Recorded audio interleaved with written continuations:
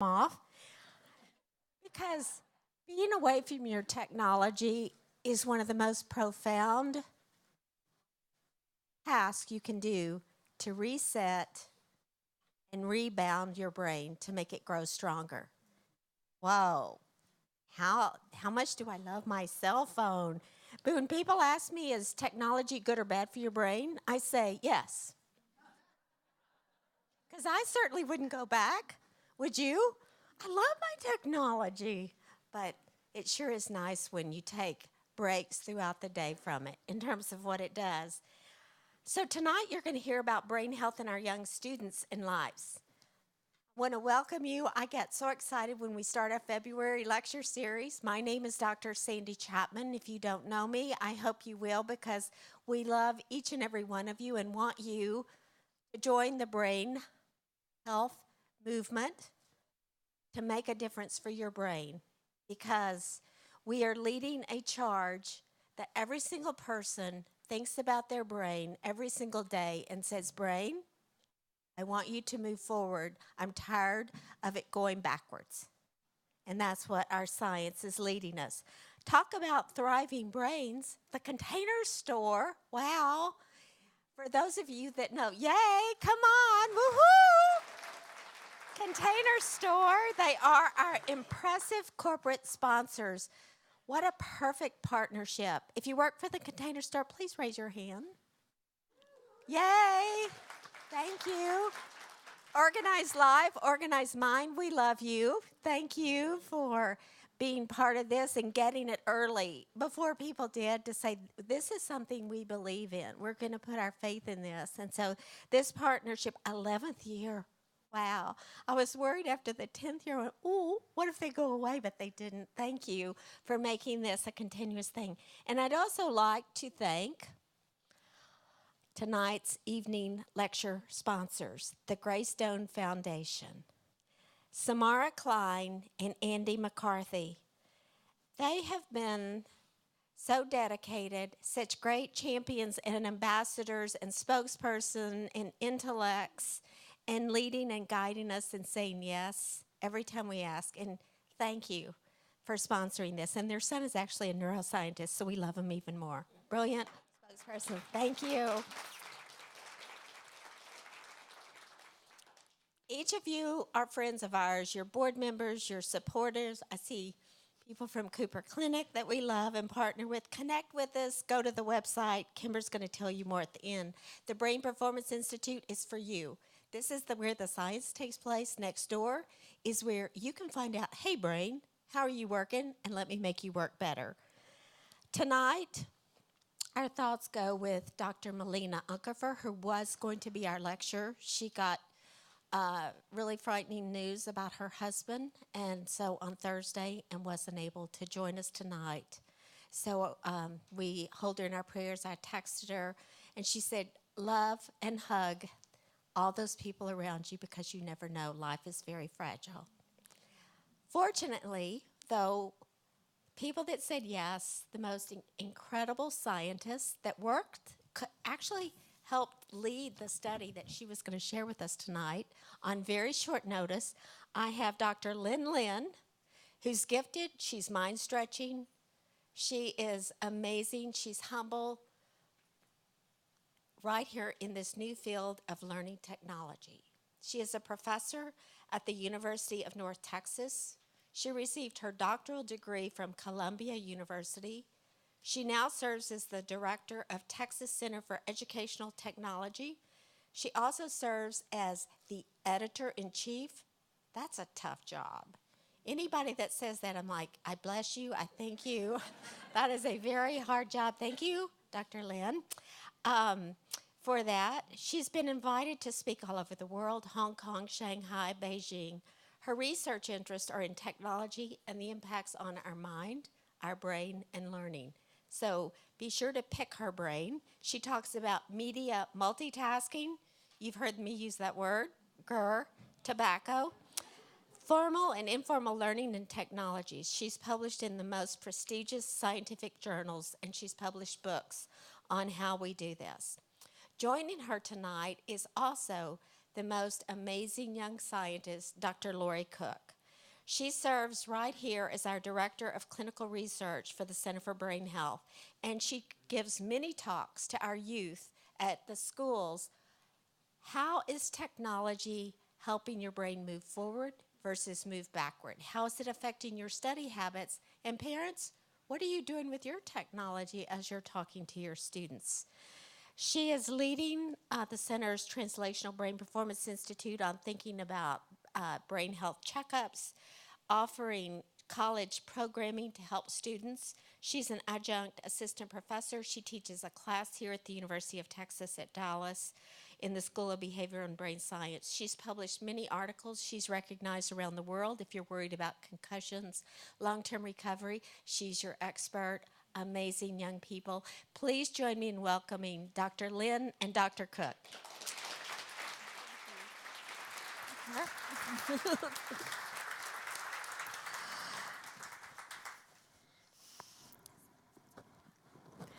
Thank you so much, Sandy. Wow. I so appreciate each one of you for coming out tonight, particularly given the waterworks outside. We really appreciate and see this as an investment that you've made in not only this topic, but I think also in our future generations. So if you'll bear with us, what we're going to do tonight, we decided really to join forces. So you'll be hearing from both of us periodically, a little back and forth. So we're excited to do that for you. And I'm going to kick us off. So to start with, let me tell you, obviously this is a hot topic.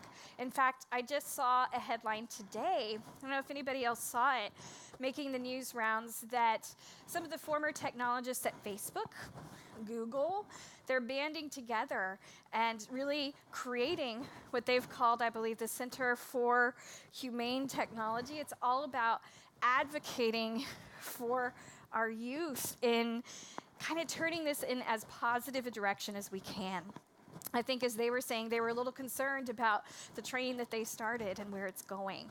And this is what we really want to talk about tonight, because we don't want to think about this as a barreling train, something that we don't have control over or that's just taking us in a negative direction. There are a lot of different angles from which we can approach this, and really a lot of excitement about what lies ahead for our youngsters. I personally am very invested in this. I have a 7-year-old son who happens to already be very tech savvy, so this hits close to home. So where do we stand right now? There really are figures all over the place. Do we truly know how much our kiddos are engaging with technology? We're not sure, but we have some pretty good estimates. One of the big governing bodies here, the American Academy of Pediatrics, they put out a report just last year that estimates that kids ages 8 to 18 spend on average 7 hours per day on entertainment media. And that's up over 2.5 hours over the last decade. Now, they're not just talking about phones here. We're really looking at entertainment media at large, including TV, including music, and then all the other uses we can imagine. Now, if we think about our younger kids under 8, that's more in the order of about 2 hours on average. So, in response to this, again, the American Academy of Pediatrics, a little bit of feedback. Are we good? I'm afraid to breathe. Well, hopefully you can read for yourself too. They put out some really great recommendations. This isn't exhaustive, but hopefully gives you an idea on the home front. What do the physicians really recommend in terms of screen time? Now, I want to point out a few things. If you'll notice, they basically say for infants, for toddlers under 18 months, they recommend avoiding use of screen media. However, there's an interesting exception, video chatting. So think about the wonderful opportunities when, for example, you FaceTime with your grandma. Some neat things there they acknowledge. For those kiddos beginning at about 18 and up to 2 years of age, they say this is when you can start to bring in, say no more than an hour of some high quality programming. Think of shows like Sesame Street. But the caveat is view that together, experience it together. And then between ages 2 to 5, again, limiting to about an hour a day, and really helping them understand and interpret this information, how they can apply it to their development. And then for ages 6 and up, okay. I think they're controlling it. Is this better? Great. So for ages 6 and up, you'll see for the most part it's all about putting limits. So really defining what are those consistent time limits, really making sure that their engagement in media is not taking the place of those crucial aspects for health, be it sleep, be it physical activity, and certainly other behaviors that are key to development. So that could be designating some media-free times together as a family, maybe some media-free zones like the bedroom is sometimes a good idea, and then truly having some ongoing communication, especially nowadays with our youth, about safety, practicing good practices, and respect for others on and offline. So I think these are some good recommendations to start with. But we really do want to take a deeper dive with you. So generationally, I think you're starting to see the emergence of what has recently been dubbed our I generation. So with that, I'm literally going to pass the mic to Dr. Lin. Oh, I don't know if I need this. Do I need this? Or yes. I do, okay. Well, I'd like to thank Dr. Laurie Cook and Dr. Sandy Chapman for having me here. It's really a privilege and honor, and thank you all for being here despite the weather. We thought that we would start by presenting some current data and trends. You know, you're all, just like Laurie mentioned earlier, you know, the concept of iGen or iGeneration or digital natives. On average,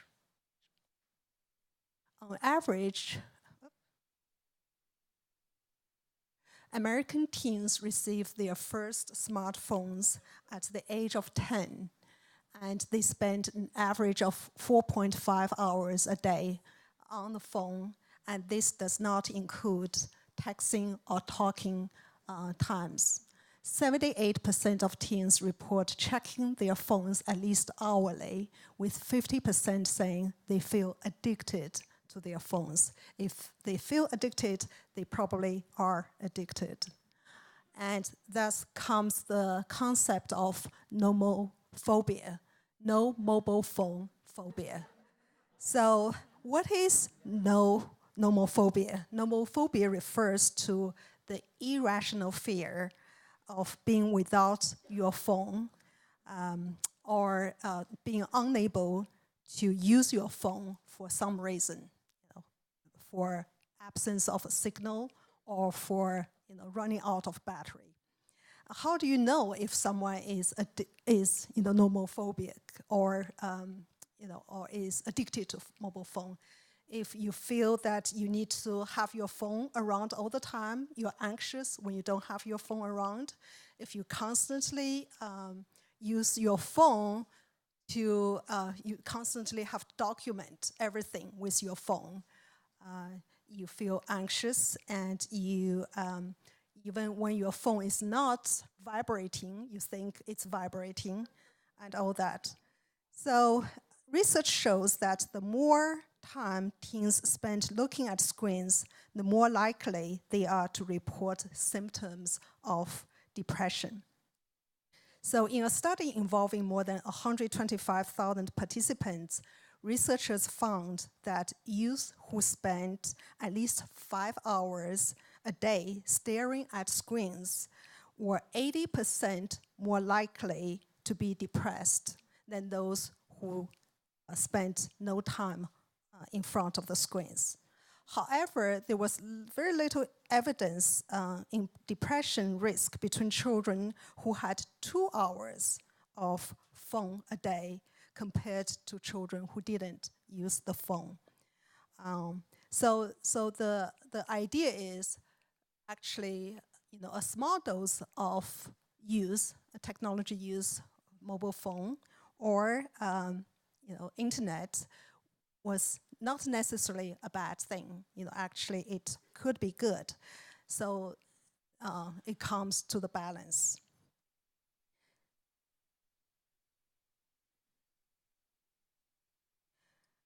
The Monitoring the Future survey, funded by the National Institute on Drug Abuse and designed to be nationally representative, has asked 12th graders more than 1,000 questions every year since 1975, and 8th and 10th graders since 1991. The survey asks teens how happy they are, and also how much of their leisure time they spend on various activities such as non-screen activities, social interactions, exercises, and recently screen activities. Here are some interesting data. On the x-axis is the year, on the y-axis is the number of times the teens are going out with their friends or not. What you notice is after the iPhone came out in 2007, teens started going out less with their friends. In addition, fewer percentage of 12th graders drove each year, and fewer were in a hurry to get their driver's licenses. Perhaps they would prefer being on their technologies, or perhaps they were expecting the automatic cars to drive them. But what is more bothersome is a higher percentage of teens each year reported that they would get less than 7 hours of sleep most of the time. And a higher percentage of teens acknowledged that they felt lonely. So with all these technologies, around us, what does it mean for our brain? And Dr. Cook is going to.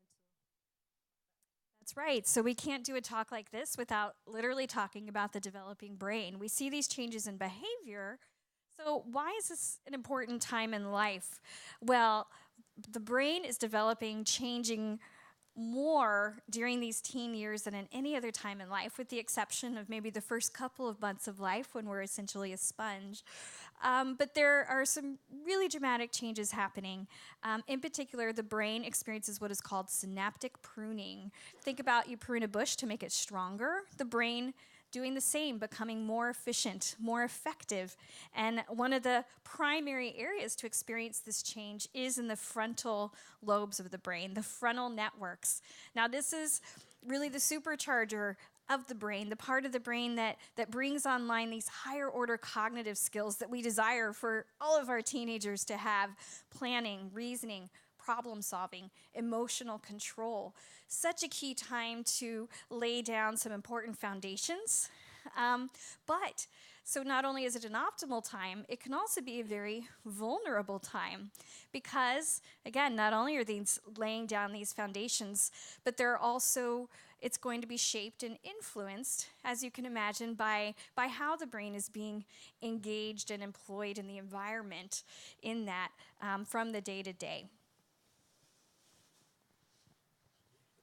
Yeah, and you can just speak. Oh, I can just. Mm-hmm. Can you hear me? Nope. Okay. Right. So, with all the technologies around us, what does it mean? And as we all know, that technology is a double-edged sword. As well put by Marshall McLuhan, probably many people here are very familiar.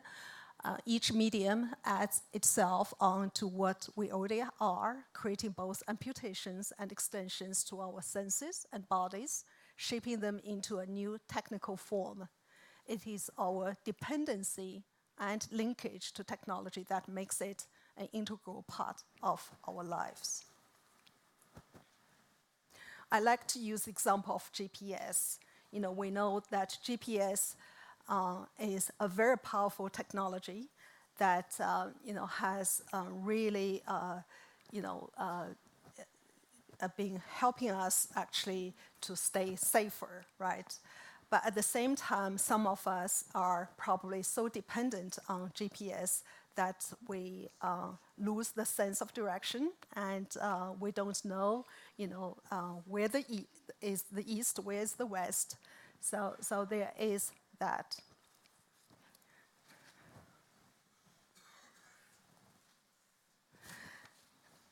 Here are some examples how technology is potentially rewiring the brain in good ways. As you read through this list, you will notice that we have become more efficient and more global with new technologies. And research has also shown that people who, for example, play video games have better hand-eye coordination and reaction time. And technology users show greater brain activity than non-technology users, for good or bad.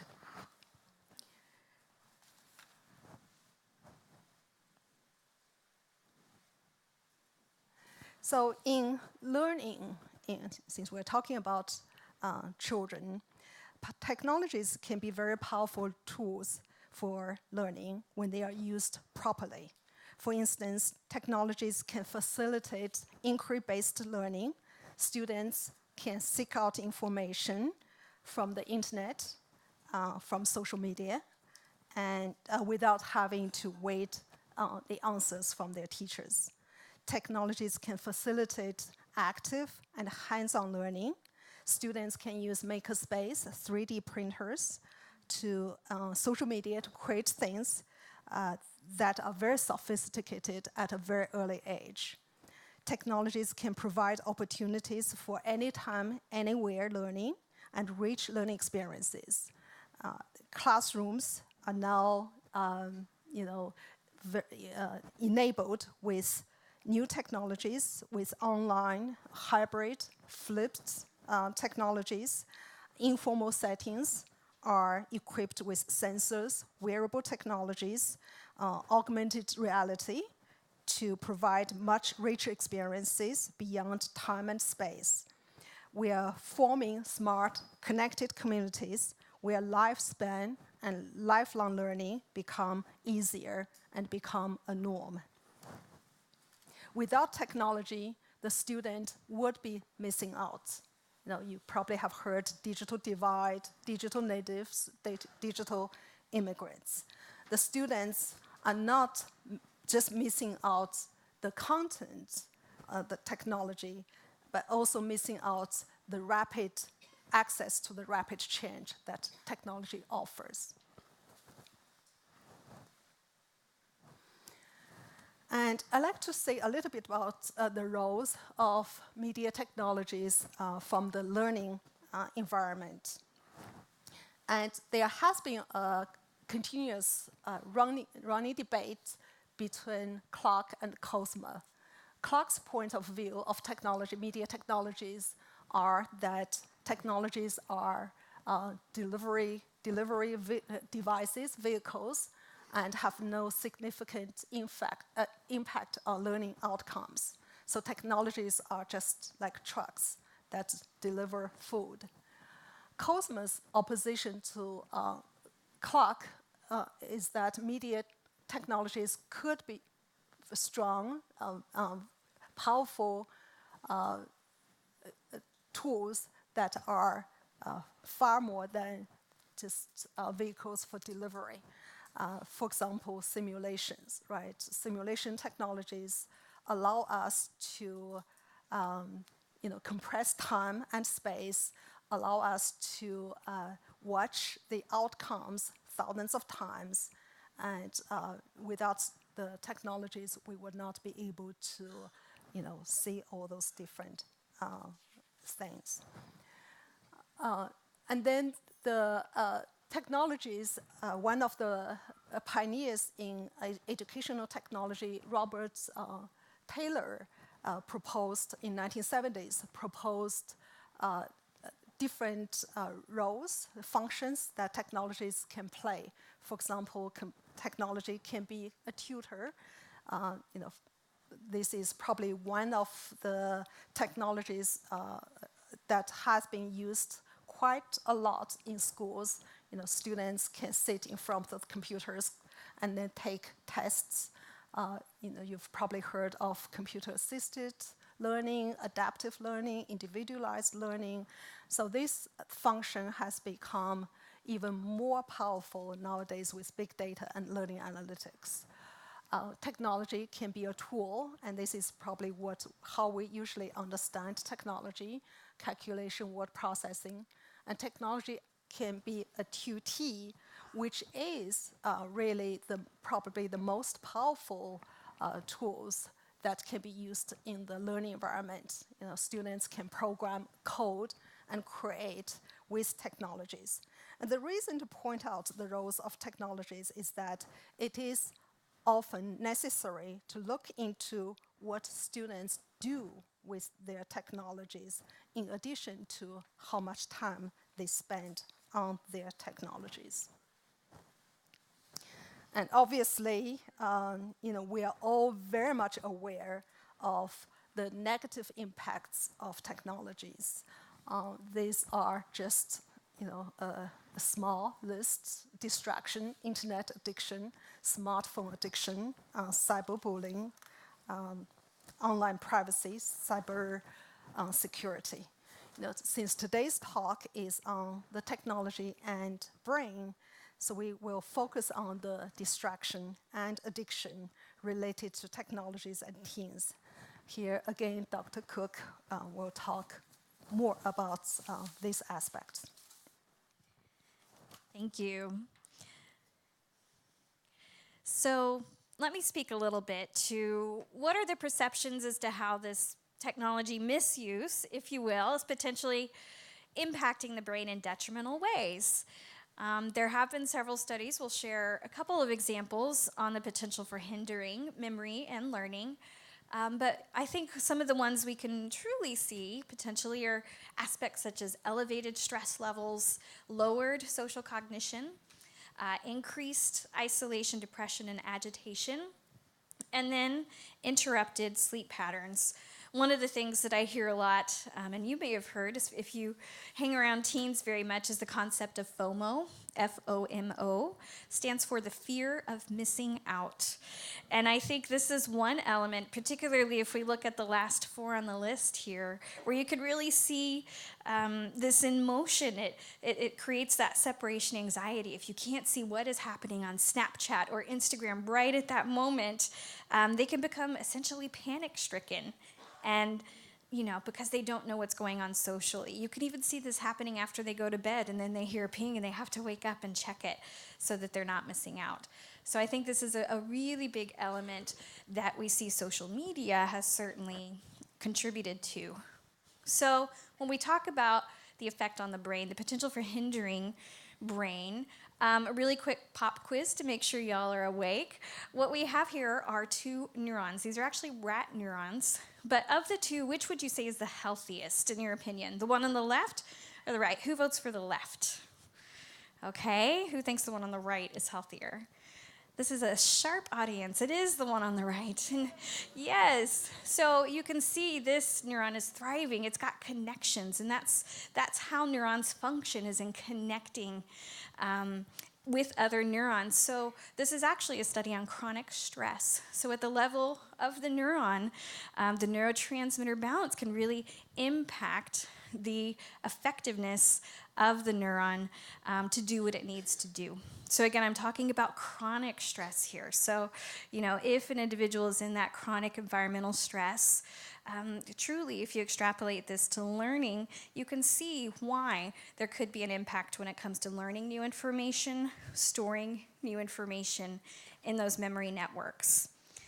So, essentially, while we really see that technology advancements have put many powerful tools in our hands, I think in particular for learning and connecting, the real downside we see here is that technology is allowing us to push our brain to do things that it may not be built to do. And the number one culprit, and if you spend any time around the center, you've probably heard this, truly is multitasking. So for a student, don't be surprised if it looks something like this. I think a wonderful true-to-life representation of what medium multitasking can look like in the context of learning.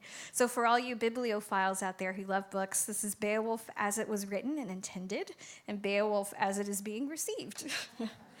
Now, for those of you who can't relate to that, perhaps this is more relatable. How many of us see our own workplaces look like this?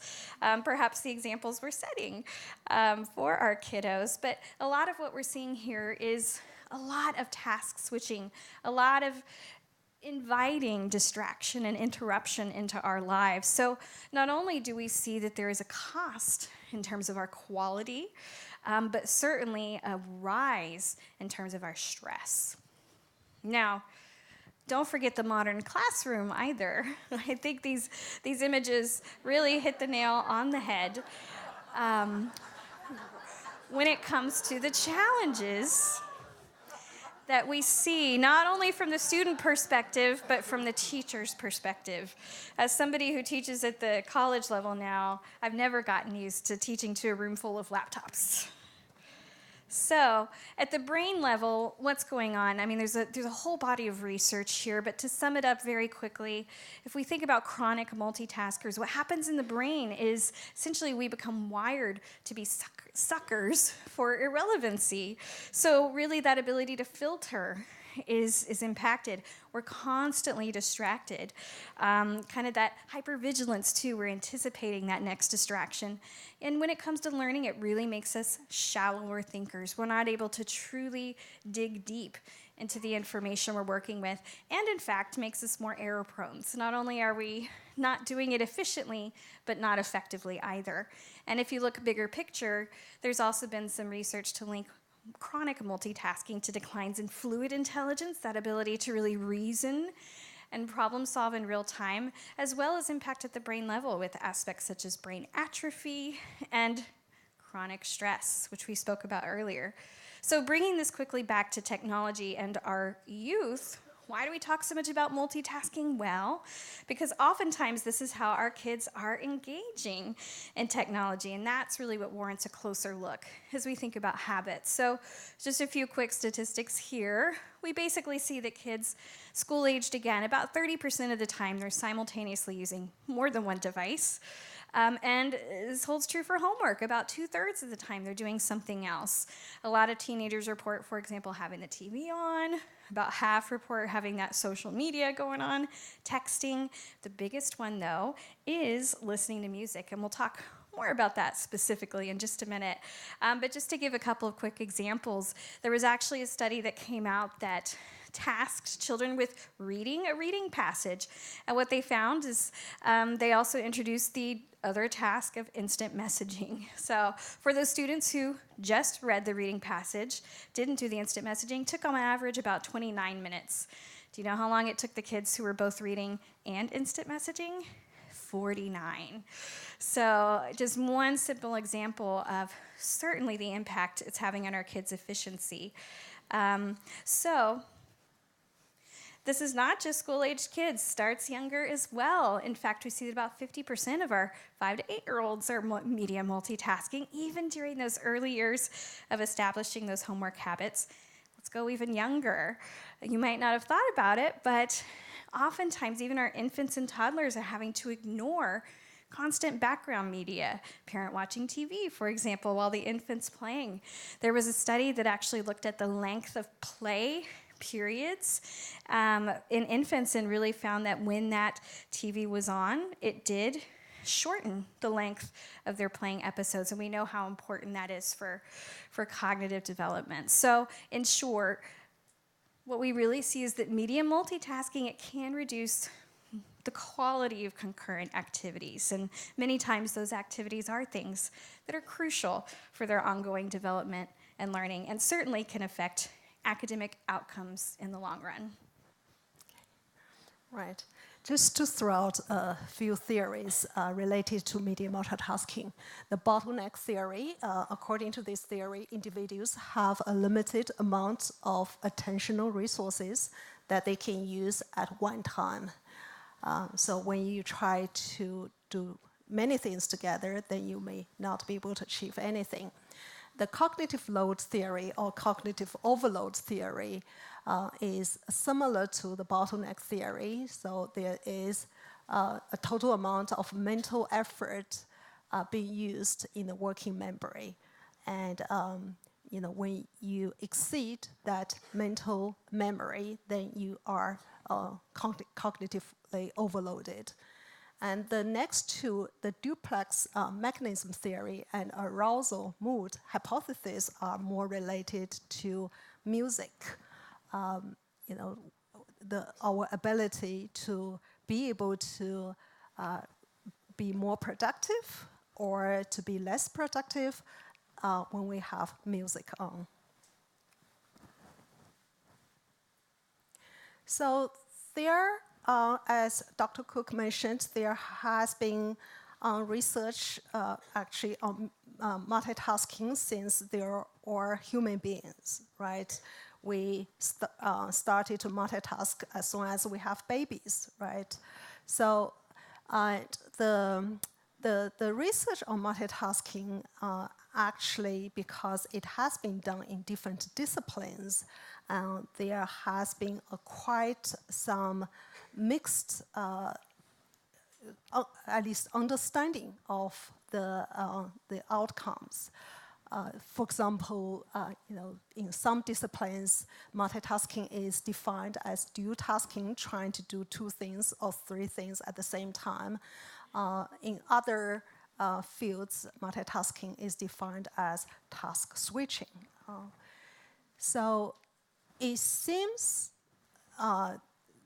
again, still in discussions, that there is a continuum between focused attention, breadth-oriented attention, multisensory multitasking, and attention deficit hyperactive disorder. And still a lot of research needs to be done to find the pros and the cons and what these really mean for our learning. And then, of course, probably, I don't know, probably everyone here multitasks at some time, right? So there are sometimes you feel like you can multitask because there are certain activities that might be compatible with each other. And you may not actually call that multitasking anymore because you are able to synchronize those activities actually really already into a single task. A lot of times to become an expert, you need to be able to synchronize different activities. And there are activities that are definitely not compatible. Texting while driving is one of them. So the original speaker, Dr. Melina Uncapher, and several other scholars in different disciplines, and I, in the last year, we put together research in different disciplines and then try to look into the relationships between media multitasking and cognitive, psychological, neural, and learning differences. And as Dr. Cook mentioned earlier, she already provided some details, but here I'll just provide a quick summary. Neurophysiological studies through EEG, fMRIs indicate that media multitasking may be related to differences in brain and behavioral profiles. Behavioral studies indicate inconsistent impacts of multitasking upon task performance, with more studies showing negative impacts of multitasking on the quality of learning, with speed, accuracy, depth of learning reduced in quality when multitasking.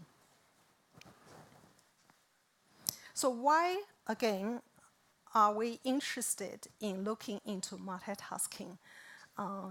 Here we'd like to share some literature and on classic literature on learning engagements. So you're probably all familiar with 10,000 hour rule, and this 10,000 hour rule was made popular by Malcolm Gladwell in his best-selling book, The Outliers, the Story of Success. It takes, the original literature came from the psychologists Herbert Simon and William Chase.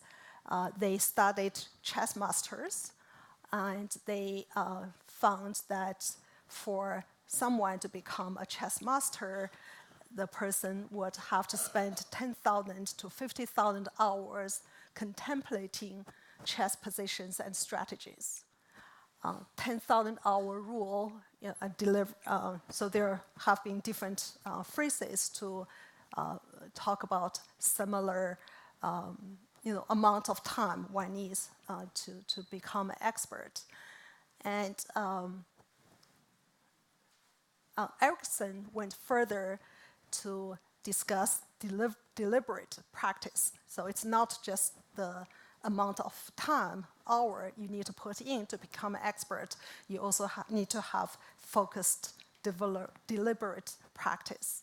And recently, 2 years ago, Angela Duckworth came with the book Grit, right? The perseverance and passion for long-term goals. She again reminded us of the importance of focused attention, perseverance in becoming an expert.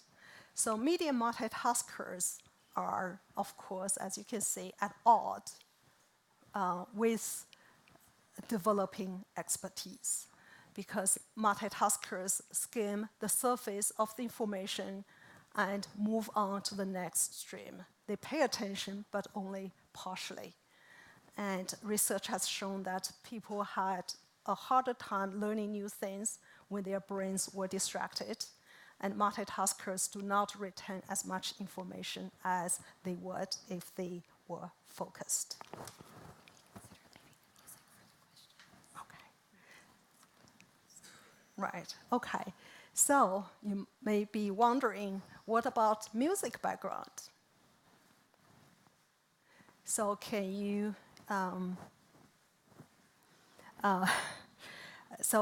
can you be more productive when you listen to the music? So there have been very limited studies on music background in learning environments. Here we've done some research on different music, dance music, slow music, classic music, white noise, and silent environment, how these different background settings affect people's learning. We actually have more questions than answers. But here are some of the things to think about. We found that it supports the duplex mechanism theory in the sense that when people have more difficult tasks, they are more capable of screening out the music. And the fast music, dance music, seems to affect people's mood positively and may, to a degree, help people's task performance. And actually, these studies also made us think about the quiet, silent setting. It is such an important environment that we are lacking so much in the learning and thinking processes. Okay, so we've covered a lot of ground. In our last few minutes, I want to make sure that you guys leave with Okay, so now what? What are some actionable things, practically speaking, that we as parents, as educators can do? Firstly, I do think it's important for us all to be on the lookout for these big questions. You know, making sure that it isn't taking away from key activities in their day-to-day, be it FaceTime with friends, having trouble sleeping, using it as an escape.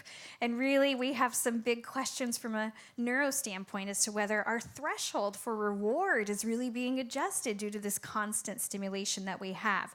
So some big questions we still have yet to answer. But one of the main inroads that we have, of course, is thinking about how we can better schedule some technology-free family time. A lot of families do this at the dinner table. Encourage setting priorities to help resist impulses, having a plan of attack, but ultimately being a good role model. This is the toughest one, right? If we really want our teens to be working smart, we need to be as well. So how could we foster being good stewards of our technology tools? Well, one of the best things we can do is equip and empower them, really engaging that metacognition, their frontal networks. And part of that comes with really getting a good look at understanding the costs of task switching. Ultimately, it's not doing them any favors to be taking a lot longer on their work. And oftentimes that's a great inroad for them to see they can be more productive and less stressed by changing these habits, monitoring their time, and then also some strategies for enhancing strategic attention. Now, in terms of metacognition, sometimes it could be as simple, especially even with think about a preteen, having this conversation with them, helping them come up with how would I answer these questions? What is the best room for me to study in at home and why? Really taking a good look at that, having this conversation, helping them evaluate that for themselves. And then also definitely emphasizing sleep. A lot of great strategies you can employ. One, I think, is so clever, hard to do. Families will maybe do like a central charging station where, let's say at 9 p.m., every device in the house goes on the charging stand, and it's not in anybody's bedroom. It's a tough one, but it can truly transform your household, not only at bedtime, but also re-energize your mornings. Also, think about going back to a traditional alarm clock. Most people are like, I have to have my phone in my room, it's my alarm. Well, maybe it shouldn't be. So really taking a good look at those hard questions. There are some great apps to consider. We're not gonna go through them specifically, but you can use technology as a tool to help you not only monitor, give your kiddos awareness of how long they're on, but some tools to help you exercise better self-control. It's really alarming when you see, I unlocked my phone 400 times today. That's going to help affect change. So interestingly, though, we really have to think about the fact that we can't get rid of all of our distractions, but we can improve our ability to filter them, really by being proactive, having some strategies in our arsenal. So very quickly, some of the ones that we really have found some great benefit here: the strategic attention, the ability to filter so you can focus, the brain power of 2, really helping your youngsters understand the value of prioritizing. Not every single task is equally important. So let's take a good look at the ones that you know are going to require some focus and concentration. And let's help you calibrate your time so you can really be successful in that. The brain power of 1. How could we single task instead of multitask?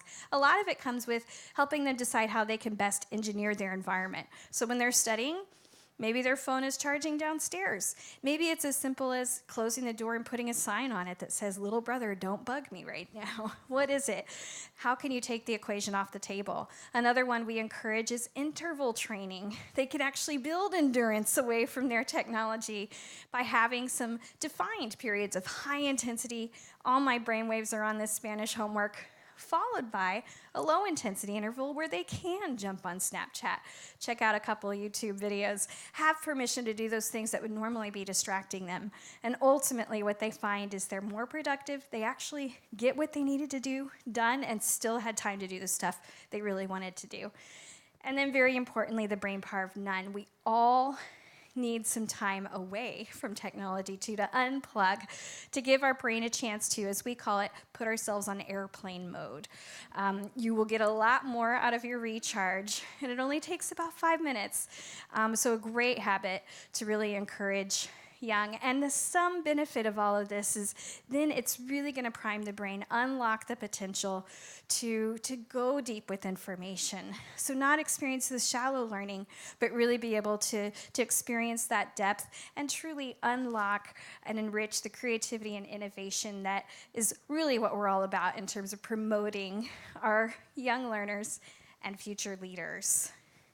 So think about how we can evaluate this shift from the left column to the right column, really getting them active, in depth, transforming their learning and experiences, and really realizing the benefit of those focused intervals. Now, unfortunately, we don't have time to show you this video, but there are a lot of wonderful examples online of the power of technology in terms of not just evaluating the what and the how folks are interacting with technology, but also the why. And there's a lot of power in looking at goal and motivation and how our technology can afford that ability. So we're going to leave you with this quote. I think it's so provocative. This actually came from Dr. Jay Geed. He's an MD, a guru in teen brain development at the NIH, but I think it speaks well to our desire for our youth at large, which truly is about navigating this universe of information, which is about critically evaluating data, discerning signal from noise, what's important, what's not, but then really being able to use that information and apply it to real-world problem solving. So thank you for your attention, and we invite some questions from y'all. Thank you.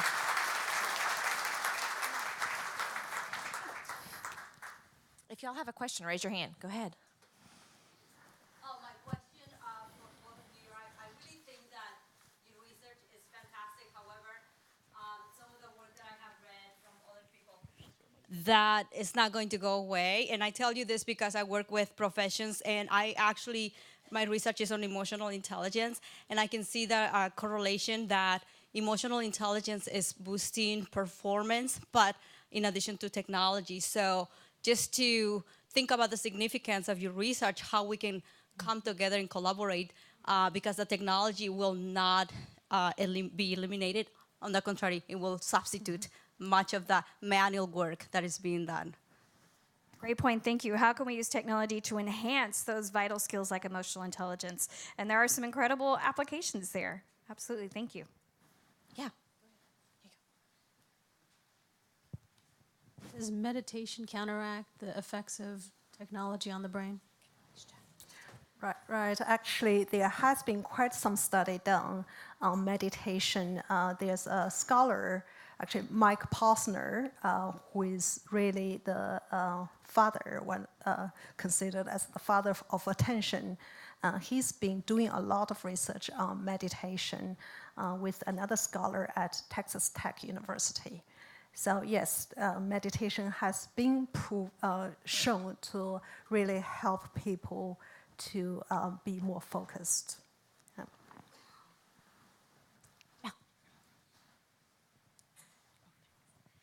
You made a quick comment about the reward system and dopamine and the effect of technology. Can you say just a little bit more about that, please? Yeah, sure. So the quote in particular that we put up was, again, Dr. Geed, really putting out this idea. So we know dopamine is one of the key neurotransmitters when it comes to our reward system. And, what we see is, honestly, with the teen brain, the system is already heightened. There's that, as we know, the risk-taking behavior, some of this necessary behavior during adolescence. But what there's some concern about is this constant stimulation. As a lot of these technologists, the folks who created the games, Angry Birds being a good example, they're designed to interfere, to harness the potential of that dopaminergic system, and in turn, really affect change in the brain. So what we're looking at is that threshold, that sort of immediate reward and the impact it's having, getting higher and higher, such that things that are normally enriching, like having a face-to-face conversation, those social relationships, aren't affecting that same level of reward. Still a lot of research to be done and seeing the long-term effects, but an important thing for us to be mindful of, particularly during these teen years when that whole system is developing and laying that groundwork to begin with. Have there been any studies done on the effects of sound machines that people use for infants and toddlers, and is that considered technology? Well, I think the research is very, very limited. It's a very good point.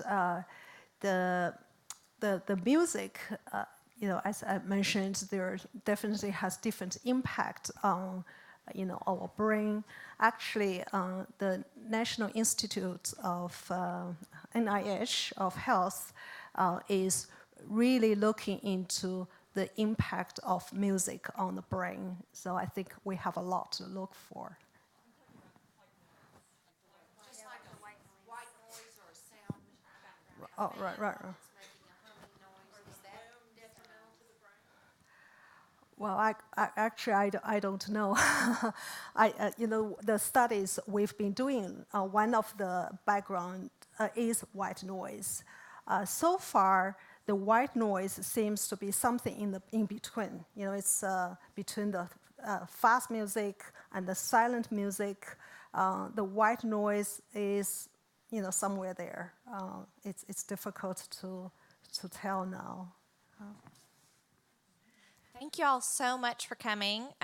We are so glad you could be here with us tonight on this rainy night. Hopefully you have tickets for next week, which is about sleep. So how important that is for our brains, and hopefully it'll be 80 degrees next week. If you if you have teens or tweeners and want to have them come, we have a summer camp for them where they can learn this interval training and a lot of other amazing things Dr. Hook has put together. You can also get a student brain health physical, which is awesome to do. And then Dr. Cook is speaking in March, actually, on guarding the brain performance, building resilience on and off the field. So a very hot topic right now about kiddos and concussions, and March is Concussion Awareness Month. So that's very timely, Dr. Cook. If you haven't had a chance to browse the books, there are books in the Pickens room right here. And really importantly, your cars will be outside these doors, not back in the other building. And also, don't leave yet. If you have left a pair of Oliver Peoples glasses, they are at the front desk here. There we go. We found the owner of those. But thank you again for coming out on this rainy night. We hope to see you next week. If you need tickets for that, stop at the front desk. Someone can help you.